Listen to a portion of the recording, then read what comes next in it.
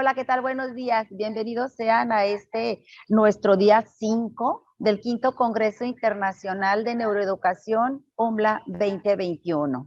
El día de hoy tenemos un programa muy especial, una sesión muy especial, ya que trataremos el maravilloso tema de la paz, un tema altamente significativo. Y para ello quiero comentarles cómo es que transcurrirá la mañana de trabajo. Para comenzar, tenemos la presencia y la participación de personalidades muy importantes en la primera ponencia. La primera ponencia se titula Conocimiento Inter y Transdisciplinario Significativo.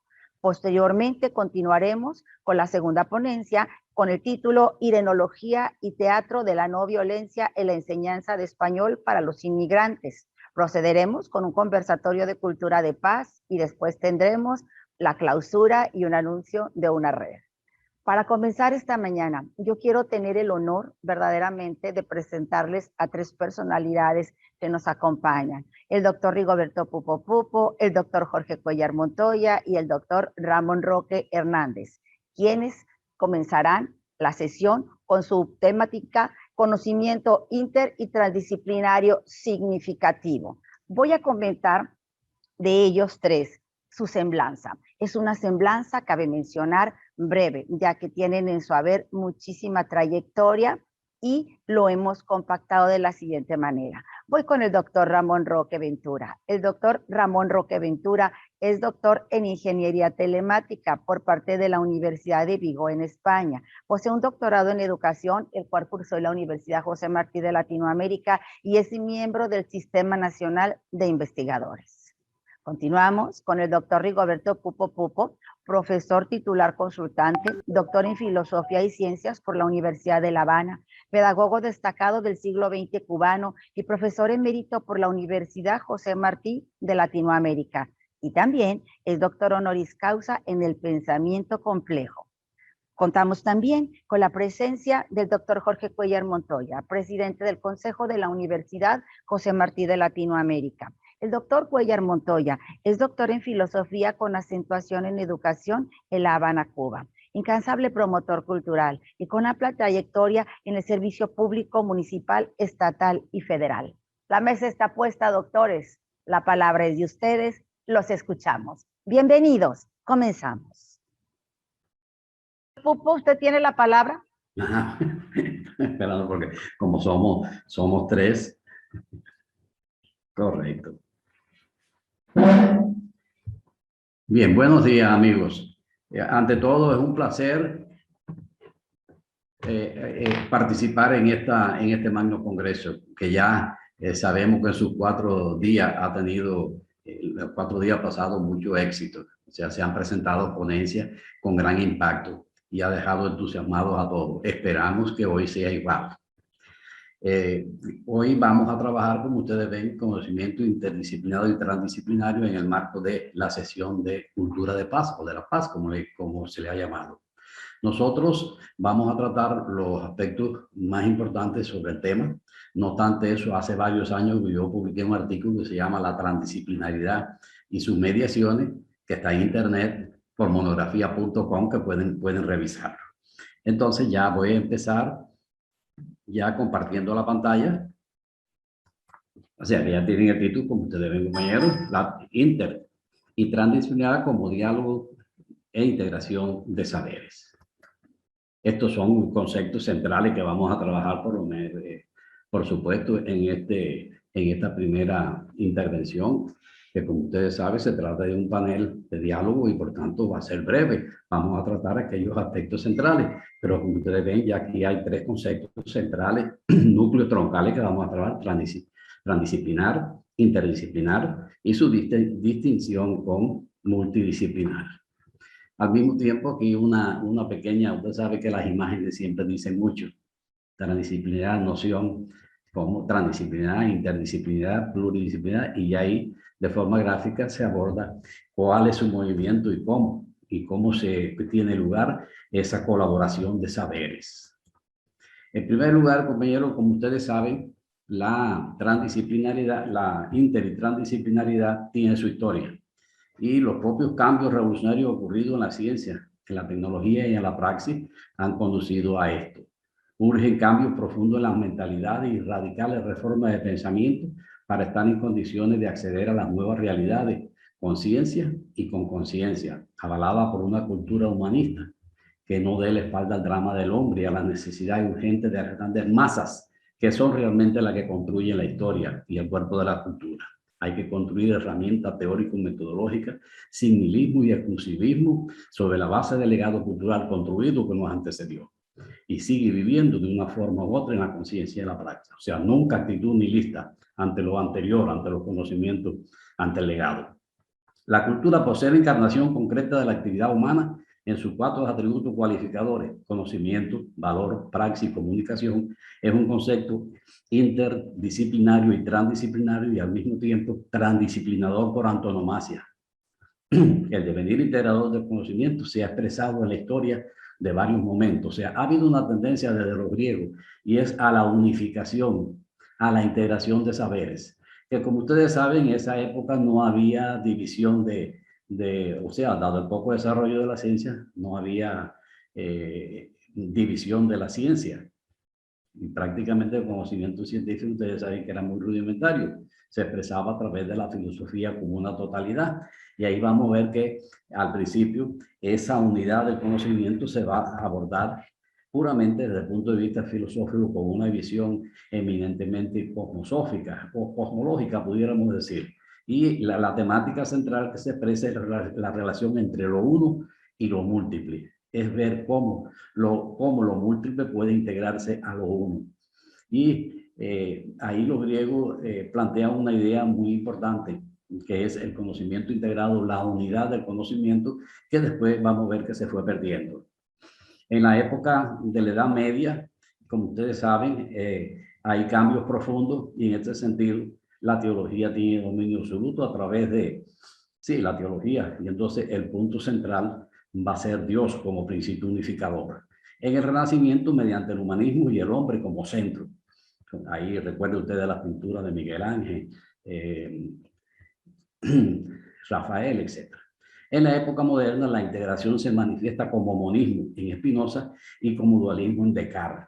Hay 3 figuras grandes en la época moderna y que después pudiéramos decir que van a dejar mucha huella. Spinoza, monista, o sea, parte de un principio unificador, y ese principio es la naturaleza, naturata. Ese va a ser su principio fundamental, y la naturaleza como causa sui. Quiere decir que esa como visión y el mismo conocimiento o la misma epistemología que desarrolla va a estar en función de todo partir, o sea, de darle unidad a todo a partir de la sustancia que se manifiesta como naturaleza. Pero a su vez va a haber otro grande de la época y que nos va a marcar completo y que va, pudiéramos decir, dirigir, pivotear toda la racionalidad moderna, y es Renato Descartes. Y en ese sentido, Renato Descartes divide la realidad en la realidad material y espiritual. O sea, que no es monista como Spinoza, es dualista. Y como recuerden ustedes en la historia de la filosofía, cómo él concebía el conocimiento como un árbol, donde las ramas eran la distinta ciencia y el tronco, incluida la raíz, la filosofía. O sea, abogó por la filosofía como ciencia de la ciencia y las demás como partes integrantes de ella. Eso tiene un valor muy importante en ese momento de desarrollo de la ciencia, porque se está dando una diferenciación del conocimiento, pero al mismo tiempo se están separando, o sea, se está cayendo en otro rol. Y como ustedes saben, Descartes va a significar mucho, porque la racionalidad moderna, todo lo bueno, todos los aspectos buenos y malos que podemos ver hoy en la racionalidad moderna, parte de la filosofía de Descartes. Otro momento importante en la unificación del conocimiento lo vamos a encontrar nosotros, por supuesto, en el siglo XX. En el siglo XX ya el problema de la interdisciplinaridad y la transdisciplinaridad ya empieza a plantearse de modo consistente, producto de las necesidades. O sea, la ciencia avanza y tenemos que dar explicación, que dar fe de grandes acontecimientos y de grandes momentos creativos. Y se ve que ya hay, o sea, que se requiere unificar los conocimientos, hay que buscar, y entonces ya desde el siglo XIX ya se empieza a ver la posibilidad del diálogo entre los saberes, del diálogo entre los conocimientos, del diálogo entre la ciencia. Y así ya el problema de la interdisciplinariedad ya en el siglo XIX se plantea con gran fuerza. Y en el siglo XX y XXI, por supuesto, ya las exigencias son más contundentes, más fuertes y específicamente hacia la transdisciplinariedad. O sea que esto tiene todo una historia. Esto tiene toda una historia. La realidad, como ustedes saben, es multidimensional. Y en este sentido, algunos dicen, no, la realidad es transdisciplinaria. No, yo digo que la aprehensión de la realidad es transdisciplinaria, o sea, a través de la disciplina. Y ha sido, por eso ustedes van a ver que en correspondencia con el nivel histórico ha predominado esta forma, pudiéramos decir, de diálogo, la multidisciplinaridad, muchas disciplinas yuxtapuestas, pluridisciplinaridad más o menos sinónimo de esto, interdisciplinaridad ya, la integración de dos, porque lo importante es ver que la interdisciplinaridad ya hay un método común, y la transdisciplinaridad. En este primer tipo de colaboración disciplinaria entran también las ciencias empíricas y las ciencias sociales. Por ejemplo, encontramos la colaboración entre arqueología y la historia, lo que permite establecer teoría e hipótesis acerca de las épocas anteriores al descubrimiento de la escritura, es decir, de la prehistoria. Esta colaboración disciplinaria ha parecido necesaria para entender algo fundamental: la naturaleza y las condiciones de la vida humana. Cada una de las disciplinas que concurre a explicar algún fenómeno lo enfoca e ilumina con sus propios conceptos y usa su propia estrategia de investigación y metodología. Los problemas más complejos, como puede ser el funcionamiento del cerebro, que implica una serie de procesos químicos, fisiológicos y biológicos, y socioculturales, por supuesto, combinados. O sea que aquí se va aumentando el problema y va teniendo otra dimensión.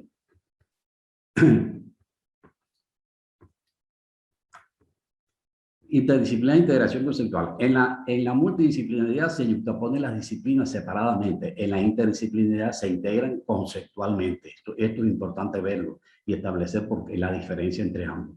¿Cómo ocurre la integración? A través de conceptos y teorías interdisciplinarias. O sea que hay determinados procesos que tenemos que tener en cuenta: deductivo, inductivo, análisis, síntesis, etcétera, que tienen lugar para poder llegar a una síntesis y que un método determinado sea para las dos. Así sucede con la bioética, la tecnociencia, etcétera. Frecuentemente los grupos de investigación se inician como multidisciplinarios y menos frecuente pueden terminar como interdisciplinarios. Se alcanza a formular una teoría y una metodología. Ahora, ¿qué es la interdisciplinariedad? No es solamente colaboración externa entre las disciplinas, sino integración sistémica que logra conceptos comunes, capaces de interdisciplinar el objeto estudiado.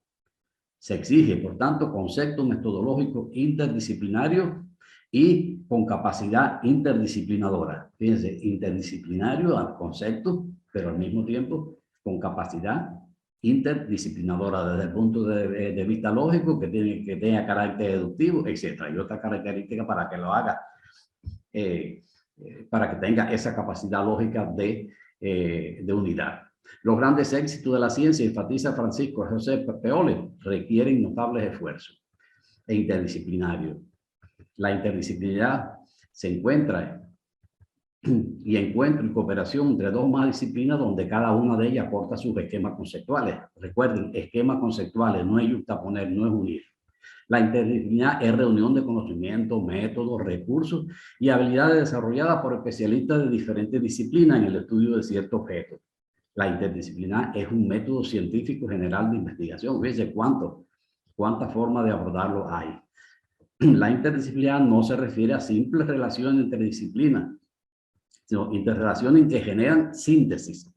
De ahí que puede un mismo método servir para dar cuenta, para explicar los contenidos de dos disciplinas. Ahora, la transdisciplinaridad posee una naturaleza compleja. Es radicalmente distinta a la interdisciplinaridad. Si la interdisciplinaridad como la pluridisciplinaridad se refiere a la transferencia del método de una disciplina a otra, permitiendo que la investigación se extienda más allá de los límites disciplinarios, pero permanece dentro del marco de la investigación. Como ustedes ven aquí, la transdisciplinaridad vista desde la visión de Edgar Morin es todo aquello que está al mismo tiempo de la disciplina, a través de la disciplina y más allá de cada disciplina individual. Es aquello que se tiende atravesado de un lado a otro. Es una forma de organización de los conocimientos que trasciende las disciplinas de una forma radical. Por tanto, se ha entendido como en lo que está en las disciplinas, en lo que atraviesa a todas y en lo que está más allá de ellas. Por tanto, la transdisciplina representa la aspiración a un conocimiento lo más completo posible, que sea capaz de dialogar con la diversidad de los saberes humanos. Por eso el diálogo de saber y la complejidad son inherentes a la actitud investigativa, a la actitud científica. Entonces, compañeros, esto es muy importante cuando uno lee los conceptos.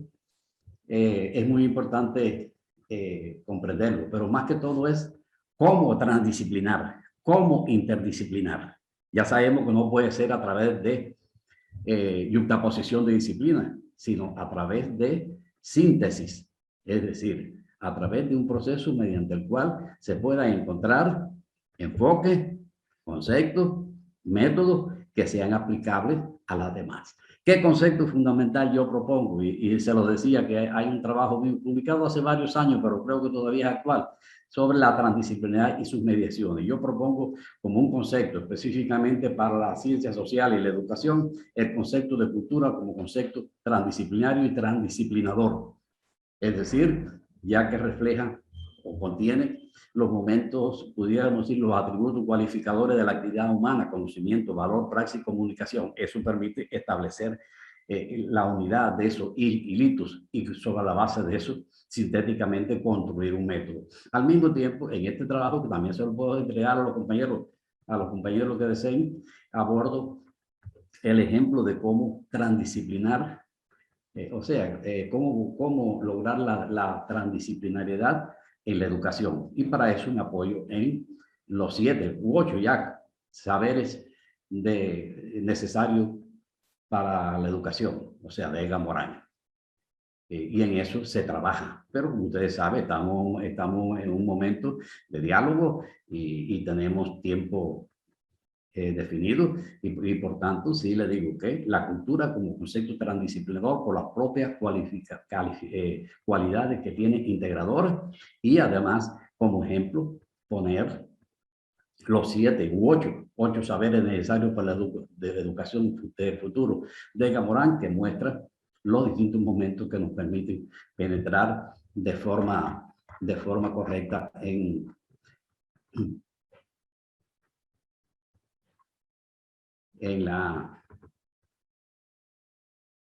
por supuesto, en la aplicación, que como les decía, es lo más importante. Muchísimas gracias y estoy abierto a las preguntas que ustedes hagan en este sentido.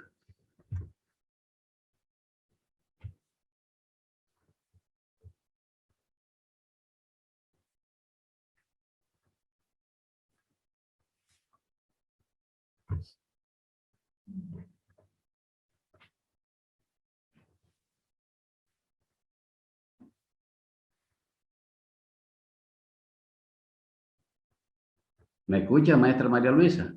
Sí, sí, doctor. Vamos con el doctor Rocco, por favor.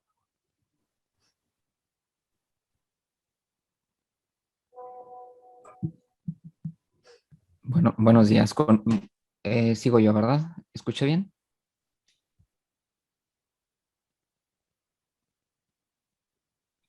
Sí, sí se escucha. Muchas gracias. Déjeme, voy a ver aquí para compartir la pantalla. Permítanme un segundito.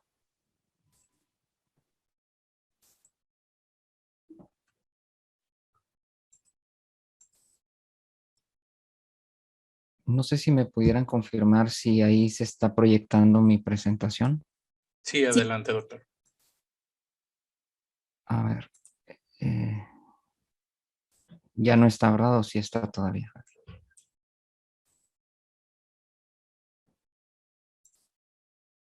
A ver, ahí debe de estar. Sí lo vemos, doctor. Sí lo vemos, perfecto. Muchísimas gracias. Bueno, pues muy buenos días. Soy Ramón Roque y bueno, pues en esta ocasión quisiera compartir con ustedes algunas ideas sobre cómo podemos integrar los conocimientos y la cultura de paz con una perspectiva inter y transdisciplinaria.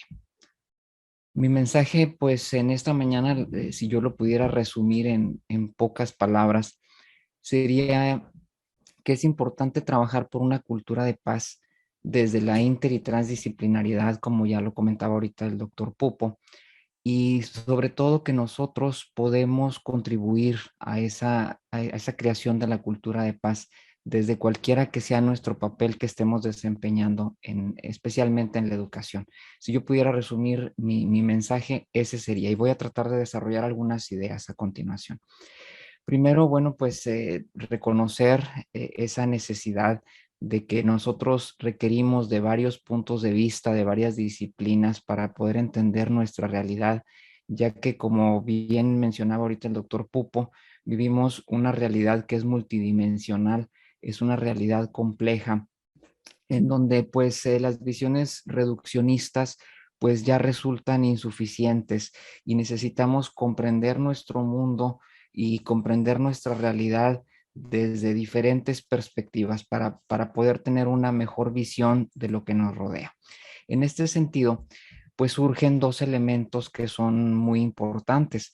Primero hablamos del trabajo en equipo y también tenemos la integración de diferentes ciencias y especialidades, como también ya se comentaba hace un momento. Y bueno, también veíamos ahorita que existen diferentes niveles de diálogo entre las disciplinas.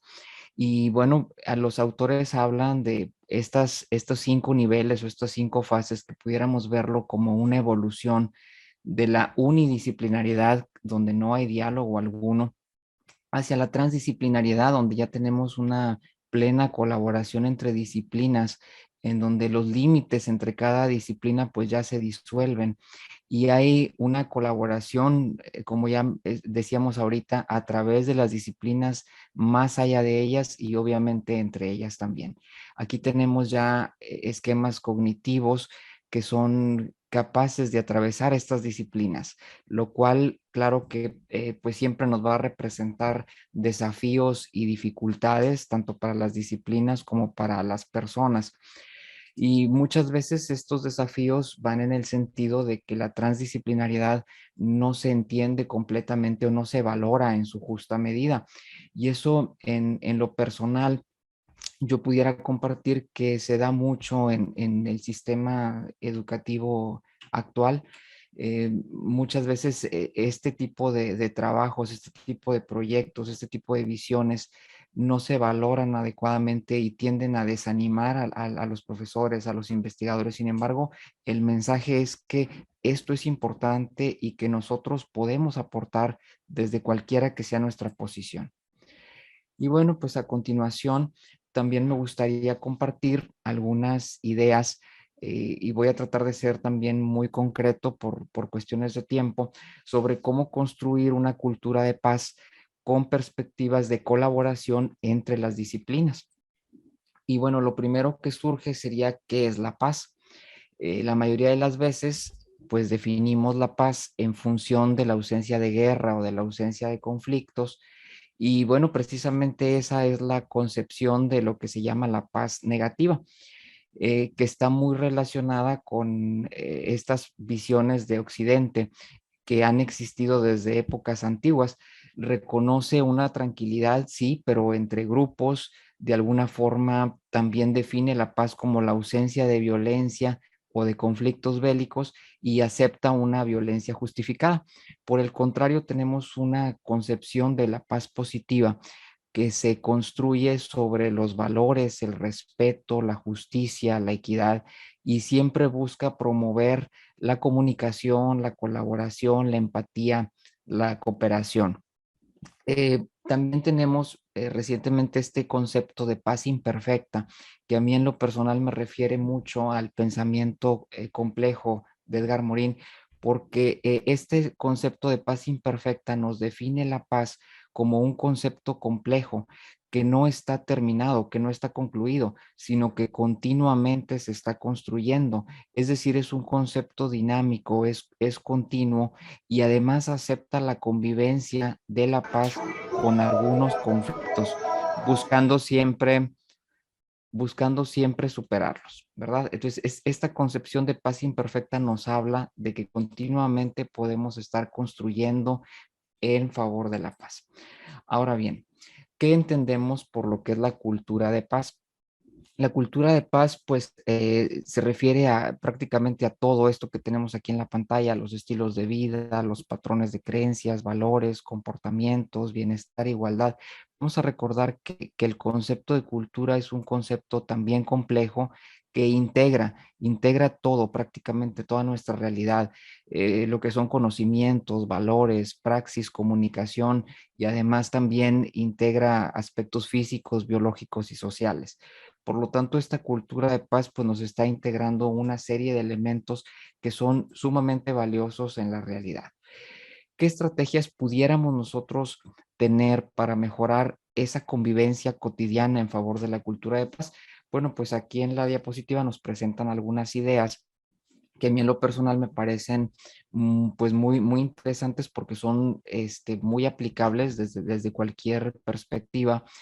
Se nos recomienda la escucha activa a nuestro interlocutor, esa empatía de poder entender a los demás, ponernos en su lugar, despersonalizar los conflictos, no tomarlos de manera personal. Y algo muy importante que me parece es el respeto a los límites y el respeto a las opiniones. Y recuerdo en este momento esta frase de don Benito Juárez que nos dice: el respeto al derecho ajeno es la paz. Bueno, pues pasamos entonces a qué sería la educación para la paz. Y pues hay muchos conceptos, hay muchas definiciones en la literatura. Yo elegí esta para representar esta mañana lo que sería la educación para la paz por una razón que ahorita les comento. Dice, se entiende por educación para la paz el proceso de adquisición de los valores, los conocimientos, así como las actitudes, habilidades y comportamientos necesarios para conseguir la paz, entendida como vivir en armonía con uno mismo, los demás y el medio ambiente. Esto también me refiere mucho al pensamiento complejo de Edgar Morin, porque Edgar Morin nos habla de la educación en tres dimensiones: en lo personal, en lo social y en lo planetario. Y estos conceptos los vemos en esta idea que nos presenta Smith Page en el 2008, nos habla de la educación para uno mismo, los demás y el medio ambiente. Por eso me gusta este concepto de educar para la paz y además me parece un concepto muy alcanzable que nosotros podemos ir construyendo desde nuestra cotidianidad. La educación para la paz, pues debe ser desde la transversalidad de la enseñanza. ¿Y qué es esta transversalidad? Bueno, pues aquí tenemos, Redón Pantoja nos da un poco de luz y nos dice que significa atravesar el currículum desde una dimensión transdisciplinaria que cruza todos los componentes del currículum, acentuando las dimensiones procedimental, actitudinal y axiológica del componente educativo. ¿Cómo pudiéramos nosotros concretar la educación para la paz desde la transversalidad? Pienso que primero teniendo una visión compleja de la realidad, alejándonos un poco de las visiones reduccionistas y teniendo una cosmovisión. En segundo punto, yo también pensaría o reflexionaría que es importante integrar temas como, por ejemplo, la vida, como por ejemplo la humanidad, como por ejemplo la cultura, cuestiones de complejidad y cuestiones de literatura, arte y filosofía, desde cualquiera que sea nuestra disciplina. Nosotros podemos ir integrando todos estos aspectos y adaptando ciertos procesos flexibles en nuestra enseñanza-aprendizaje y de esta forma también concebir mi materia como parte de una totalidad compleja, donde todo está interconectado y que existen pues muchas mediaciones ahí. ¿Cómo pudiéramos nosotros entonces educar para la paz? Germán nos comparte esta idea que a mí me gusta mucho por todos los elementos que involucra. Educar para la paz, fíjense, dice aquí, exige educar para la justicia y la libertad, para la reconciliación y la fraternidad, para la conciencia crítica y la solidaridad, para el desarrollo integral y la democracia, para el bien común y la participación, para los derechos humanos y todos los valores que fundamentan y posibilitan el establecimiento de una cultura de paz. Esta idea a mí me parece muy, muy bonita y me parece que tenemos que reflexionarla muy, muy a profundidad cada uno de nosotros. ¿Cómo podemos nosotros formar para la paz desde lo que nosotros hacemos como profesores, como investigadores? Aquí en la diapositiva nos presentan algunas ideas, ¿verdad? Que son generales. Por ejemplo, cultivar los valores, aprender a vivir con los demás, facilitar las experiencias y las vivencias, educar para la resolución de los conflictos, desarrollar pensamiento crítico, combatir la violencia en todas sus expresiones, educar para la tolerancia, la diversidad, el diálogo y la argumentación racional. Y aquí también yo quisiera compartir que nosotros como docentes, como investigadores, con este trato que tenemos siempre con muchas personas, nuestro ejemplo dice mucho, nuestro ejemplo educa también. ¿Cómo estoy yo como docente? ¿Cómo estoy yo como investigador fomentando? ¿Cómo son mis actitudes diarias? ¿Cómo son mis acciones diarias? Pues de esa forma también estoy educando para la paz en el día a día. También es cierto que la educación para la paz debería realizarse en todas las edades, en todos los grupos. Esto debería ser universal. Sin embargo, también se reconoce que la educación para la paz, dicen los autores, es una cuestión de juventudes. Y esto es porque especialmente con los jóvenes nosotros estamos sembrando semillas de paz que es cierto, van a florecer desde ahora y van a estar dando frutos también para la sociedad de mañana. Por eso es tan importante incluir a los jóvenes siempre en este tipo de visiones, de proyectos, de iniciativas que nosotros tengamos para promover la paz. También quisiera yo reflexionar sobre esto de la educación para la paz, que muchas veces lo vemos como unos discursos muy bonitos, lo vemos a veces como parte de, pues, unos textos y de unas personas muy elocuentes, pero me ha tocado también en lo personal trabajar en algunas situaciones en donde decimos, bueno, ¿cómo podemos incluir algo de valores, algo de paz? Y dicen, ponlo ahí a lo mejor como una unidad nada más en la asignatura que tú estás impartiendo, ponlo como una asignatura dentro del programa de estudios, pero realmente nadie le presta mucha atención. Está ahí en el papel, está ahí en el discurso, pero en la realidad no pasa a más. Entonces, por esto también me gustaría compartir que la acción que nosotros llevemos a cabo, pues es muy importante, ¿verdad? Es muy importante que esto no se quede en un mero discurso, sino que también esas iniciativas pues sean palpables y que nosotros podamos vincular nuestra docencia con la investigación y con estas acciones quizás muy dirigidas hacia nuestros estudiantes, hacia las comunidades, para poder aspirar a un cambio social. Y bueno, ya para finalizar mi intervención, yo quisiera compartir un par de ejemplos de algunos proyectos o de iniciativas que se han realizado en el contexto académico que involucran la educación para la paz. Aquí tenemos, por ejemplo, el proyecto de Chávez y Mendoza. Ellos realizaron tuvieron una iniciativa que tuvo que ver con una experiencia interdisciplinar con algunos estudiantes que iban a ser profesores de educación infantil y ellos trabajaron a través de exposiciones fotográficas, talleres de murales y cuentos, y ellos narran en su proyecto que ellos tuvieron primero una etapa de un diagnóstico que les permitió identificar ciertos tipos de violencia, identificar también algunos factores de riesgo, tanto en lo individual como en lo grupal y en lo social, y pasaron por una etapa de sensibilización, la cual involucró prácticas del perdón. Ellos le llaman a esto prácticas restaurativas, que son muy importantes. Y también involucraron juegos para la cooperación. Y a través de las actividades artísticas, ellos trabajaron también el fortalecimiento de lazos comunitarios. De manera personal, bueno, pues yo soy docente de las materias de programación de computadoras en la licenciatura en tecnologías de la información de una universidad estatal. Entonces, regularmente, pues yo trabajo mucho con los estudiantes enseñándoles la cuestión de la programación. De manera personal les puedo compartir que he incluido en mis estrategias docentes algo que se llama metodologías ágiles, que se refiere a métodos para crear software desde un enfoque colaborativo. Esto significa que estos métodos enfatizan más la parte humana, la parte de la colaboración. Reconocen que es importante la cuestión de la programación, claro está que sí. Sin embargo, quien la lleva a cabo a final de cuentas son seres humanos y es a través de esa idea que se comienza a trabajar buscando la tolerancia, buscando la empatía, buscando el trabajo en equipo y pues buscando el respeto.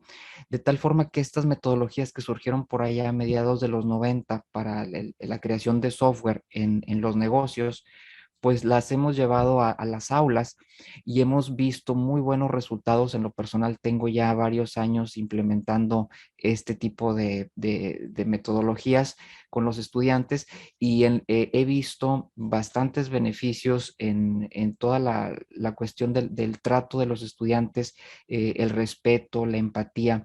Creo que son pequeñas acciones que nosotros desde la disciplina propia podemos ir impulsando, buscando esta colaboración, buscando pues este consenso para la paz, este bienestar social, ¿verdad? Y bueno, finalmente ya voy a terminar mi intervención con esta diapositiva que preparé, donde incluí algunos elementos humanos y de paz rodeados por algunas palabras, como por ejemplo el diálogo, la escucha activa, los valores, la colaboración y el amor con una visión cultural, ya que así considero que nosotros podemos construir una cultura de paz basada en los valores y en el amor. Y sobre todo, pues reiterándoles mi mensaje, aportemos, no nos dé miedo, vamos a aportar a esta cultura de paz, seamos constructores de paz desde la cotidianidad de nuestra labor. Muchas gracias, agradezco su atención y quedo a sus órdenes para preguntas, comentarios. Muchas gracias. Muchas gracias, doctor Roque. Muchas gracias, doctor Pupo. Y en efecto, tenemos aquí ya varias preguntas que nos han hecho llegar. Entonces procedemos con la primera, que dice así. ¿Por qué sucede que hay indicadores de paz positiva altos y la violencia sigue en aumento? ¿A qué cree que se deba, doctor Roque?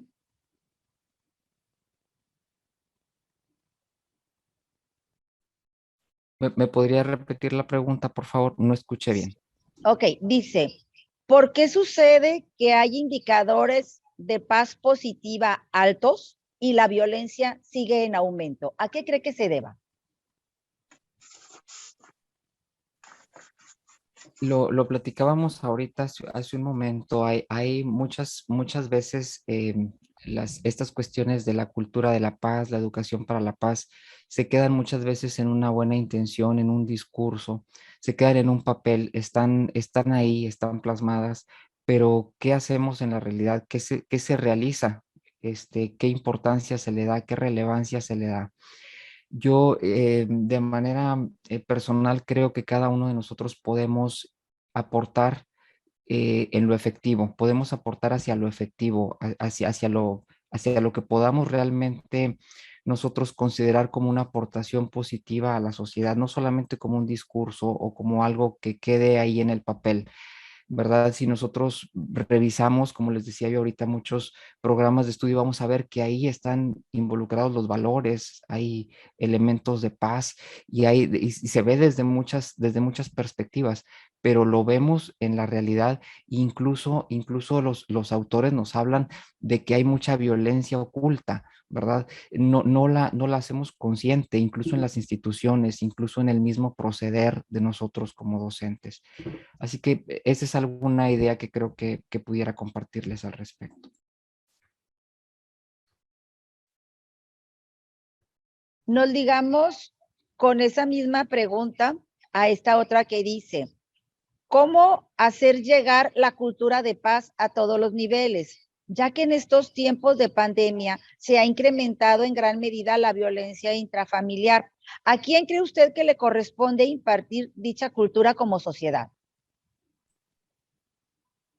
Todos, yo considero que a todos nos corresponde construir esta cultura de paz.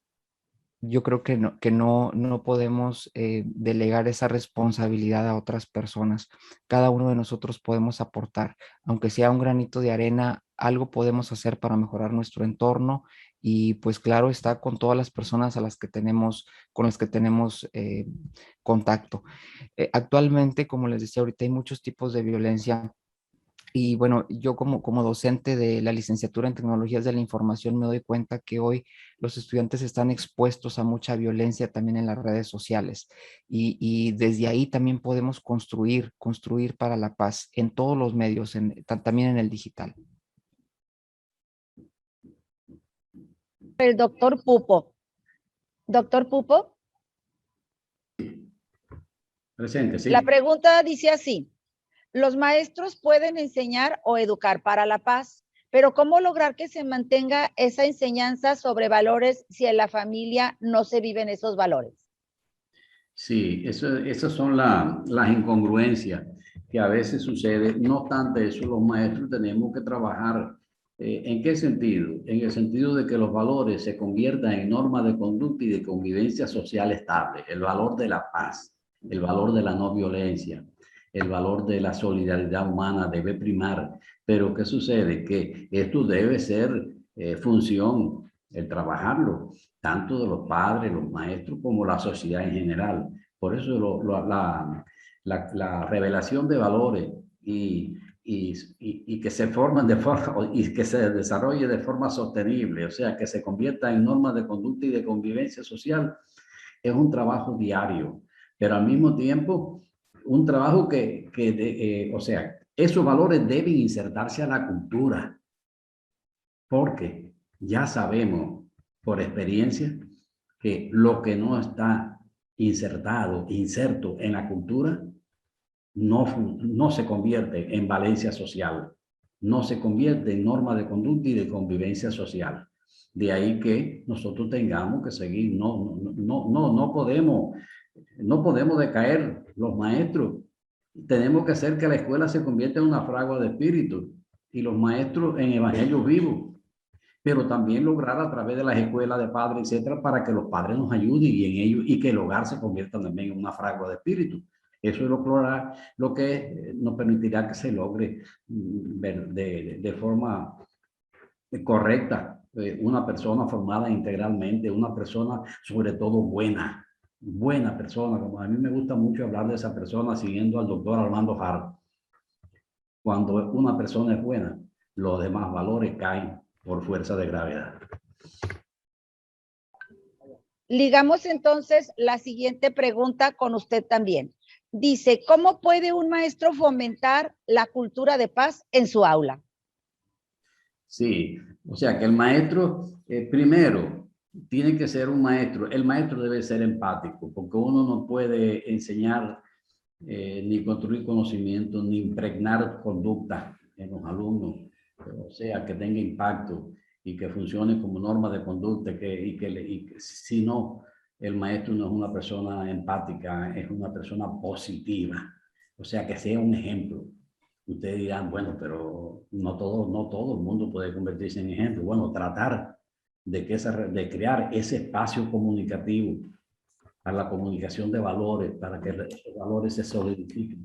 O sea, que en ese sentido, el maestro tiene un papel muy importante. ¿Y cómo hacerlo? Bueno, a través de muchas formas. Crear estrategias en el proceso de enseñanza-aprendizaje, crear ambientes de aprendizaje que guste a los alumnos, utilizar los cuentos, utilizar la poesía. Eso es muy importante. Analizar los hechos que están ocurriendo en la vida y todos aquellos momentos importantes que el maestro ve en la televisión, etcétera. También que haya un momentito que él pueda también compartirlo con sus alumnos, oír sus criterios, que eso es lo importante. Cuando hay un ambiente verdaderamente comunicativo, se construye conocimiento, se revela valores y al mismo tiempo son sostenibles. O sea, funcionan, o sea, lograr de que yo no tenga que pensar en la bondad y qué es la bondad para practicarla. O sea, que eso es un problema de trabajo sistemático, de ser ejemplo personal, es decir, convertirnos en evangelios vivos. Muy bien. Tengo una pregunta para el doctor Roque. Doctor Roque, la pregunta dice así. México ocupa, según la OCDE, el primer lugar internacional en casos de bullying. Esto nos habla de que no hay suficiente educación para la paz. ¿Cómo podemos abatir este problema?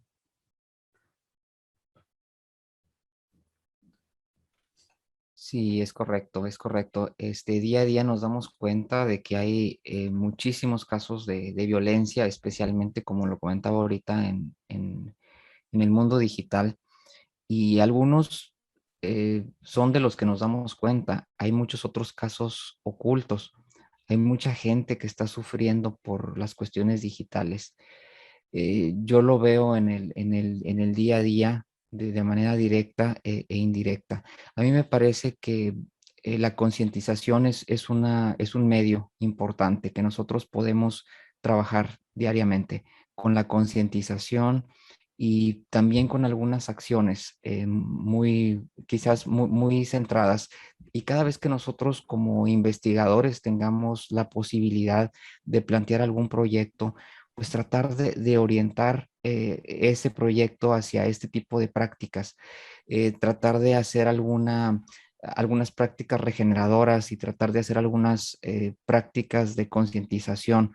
A mí me parece que esto es un trabajo arduo que hay que hacer, porque hay mucho, realmente mucho por hacer, pero también es cierto que somos muchos en este ámbito de la educación y de la investigación.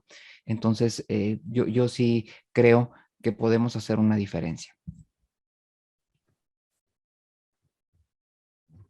Muy bien, doctor Roque, aprovecho de una vez el momento para pedirle que en 2 minutos nos brinde la conclusión de la ponencia.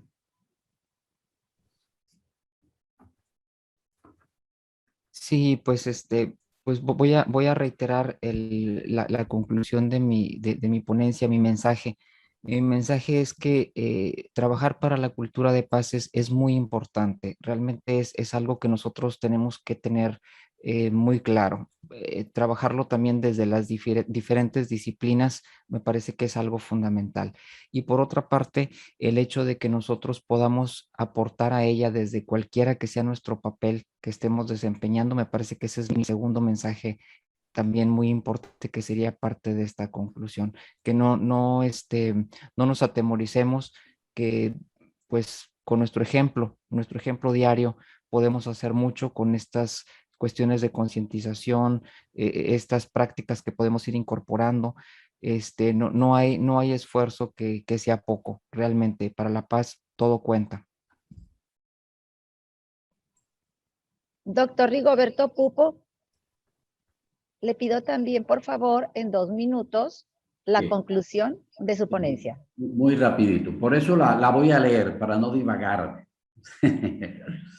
El método complejo es una búsqueda transdisciplinaria que se sitúa a la vez entre las disciplinas e interdisciplinariedad, a través de la disciplina, pluridisciplinaridad, y más allá de las disciplinas, fuera de ella, según Nicolescu. Gracias a esto reconoce la diferencia en los procesos. Nicolescu es uno de los grandes especialistas en este tema, uno de los que ha profundizado más en este tema, él y Ega Morán. Gracias a esto reconoce la diferencia en los procesos biofísicos, psicosociales y socioculturales, pero los integra y organiza en torno a una unidad ser humano universo. Así, la complejidad se asienta en este diálogo que supera los saberes disciplinarios, abriéndose incluso a la posibilidad de escuchar a otros saberes no científicos que le permitan comprender mejor la realidad que estudia, ¿sí? Porque hay que abrirse también al mundo cotidiano. Sotolongo y Delgado Díaz, dos grandes complexólogos, aportan un matiz relevante a la propuesta de la transdisciplinariedad. Para ello, se trata de un esfuerzo indagatorio que articula un corpus de conocimiento y que trasciende disciplina, multidisciplina e interdisciplina. Para ello resulta indispensable un diálogo que puede iniciar de manera parcial y localizado para después poder ampliarse y profundizarse, tejiendo así puentes conceptuales metódicos y metodológicos entre saberes dialogantes. Es por tanto resaltar que el diálogo desde esta perspectiva ya no se da solo entre las disciplinas entre dicha disciplina científica, sino que se expande para interactuar con culturas, civilizaciones y saberes cotidianos. En este sentido, un elemento indispensable y muy fecundo será el diálogo entre Oriente y Occidente, pues en algunas culturas no occidentales prima una visión holística y transdisciplinaria, eso es verdad, del mundo, que puede ayudar a Occidente a trascender el paradigma de simplicidad y racionalidad. Y entonces quería hacer énfasis muy rapidito sobre la carta de transdisciplinaridad, donde muestra las claves transdisciplinarias. Voy a leer 2 artículos nada más. Toda tentativa de reducir al ser humano a una definición y disolverlo en estructuras formales, cualquiera que sean, es incompatible con la visión transdisciplinaria. El reconocimiento de la existencia de diferentes niveles de realidad, que ahí se está trabajando mucho, distintos niveles de realidad, regido por diferentes lógicas, es inherente a la actitud transdisciplinaria. Toda tentativa de reducir la realidad a un solo nivel, regido por una dinámica, por una única lógica, no se sitúa en el campo de la transdisciplinariedad. Esto es así, compañero, que el famoso llamado tercer excluido de la lógica aristotélica y de la lógica formal y occidental en general, ya se habla de un tercer incluido. Muchas gracias, doctor Rigoberto Pupo, doctor Roque. Agradecemos a los primeros ponentes de la temática que acabamos de escuchar y los invito a pasar a un receso de 5 minutos y regresar con nuestra siguiente conferencia